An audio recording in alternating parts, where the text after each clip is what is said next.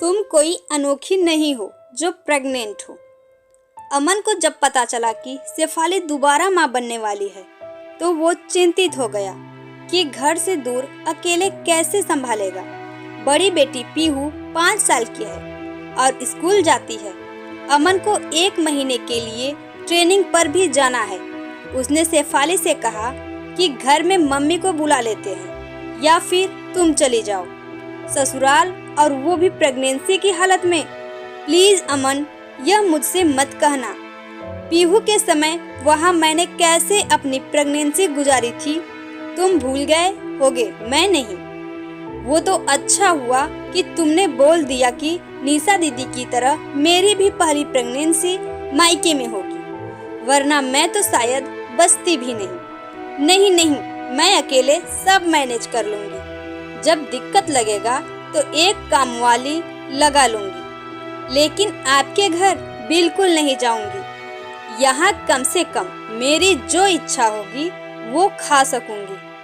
पीहू के समय तो शेफाली को कुछ याद आते ही आंखों से आंसू बह निकले। शेफाली को रोता देख अमन घबरा गया। अच्छा अच्छा ठीक है, तुम कहीं मत जाओ, यहीं रहो अपने घर में। अच्छा ये बताओ, कुछ खाने का मन कर रहा हो तो ले आऊं बाजार से? हाँ बिल्कुल, आप मेरे लिए तिवारी के यहाँ से गरम गरम समोसे और मावा जलेबी ले आइएगा। इस पीहू ने तो मुझे पूरे 9 महीने कुछ खाने नहीं दिया सिवा दही और रोटी के। अब देखना है कि ये बेबी कुछ खाने देगा या फिर अपनी दीदी की तरह उल्टी ही करवाएगा। शेफाली भी मुस्कुराते हुए बोली। अमन बाजार चला गया और शेफाली ने पीहू को बताया तो वो सुनकर खुश हो गई। सच्ची मम्मी, मैं दीदी बनने वाली हूँ। मम्मी आप टेंशन मत लेना, मैं अब बड़ी हो गई हूँ और आपका अच्छे से ख्याल रखूंगी। पीहू की समझदारी बातें सुनकर शेफाली निश्चिंत हो गई कि वह अपनी प्रेगनेंसी संभाल लेगी। पीहू अपने कमरे में अपने डॉल को बताने चली गई और वो 6 साल पहले अतीत में खो गई। अमन की सरकारी नौकरी है। शादी के 2 साल बाद जब शेफाली प्रेग्नेंट हुई तो वो ससुराल आ गई, क्योंकि पहली प्रेगनेंसी थी और अमन को कोई चांस नहीं था। इसीलिए उसने शेफाली को घर, जो कि गांव में है, छोड़ दिया और खुद हर 2 या 3 महीने पर आता रहता। गांव में शेफाली को बहुत ज्यादा परेशानी हो रही, क्योंकि सास को उससे ज्यादा अपनी बेटी की फिक्र थी, क्योंकि उसकी बेटी भी प्रेग्नेंट थी। अब ससुराल में हो तो सभी कामों की जिम्मेदारी भी बहू की ही होती है। शेफाली सब काम कर लेती थी, लेकिन खाना बनाते समय उसे मसालों की झाग से उबकाई आने लगती। उसने सासू जी से कहा, मम्मी जी मैं सब खाना बना दूंगी, लेकिन मसाले वाली सब्जी आप बना दीजिए। तब सास तबक के बोलती, तुम कोई अनोखी नहीं हो जो प्रेग्नेंट हो।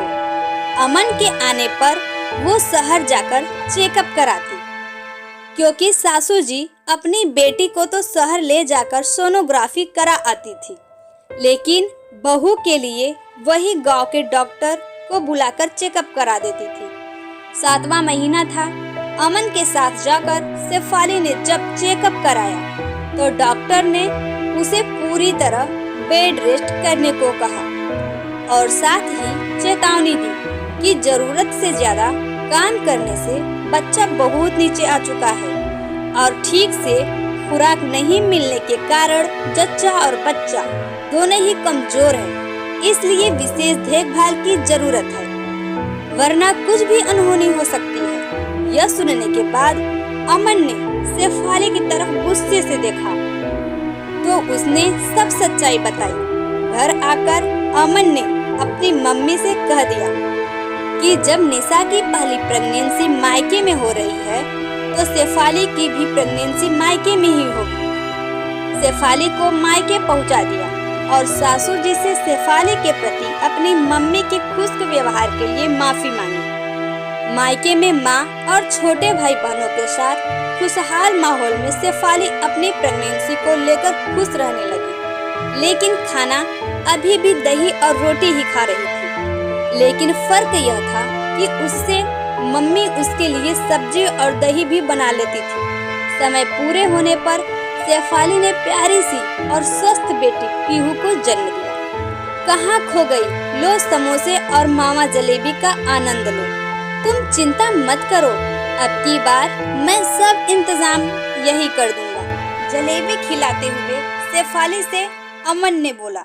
अगर वीडियो पसंद आए तो प्लीज वीडियो को लाइक और चैनल को सब्सक्राइब करना ना भूलें। Thank you.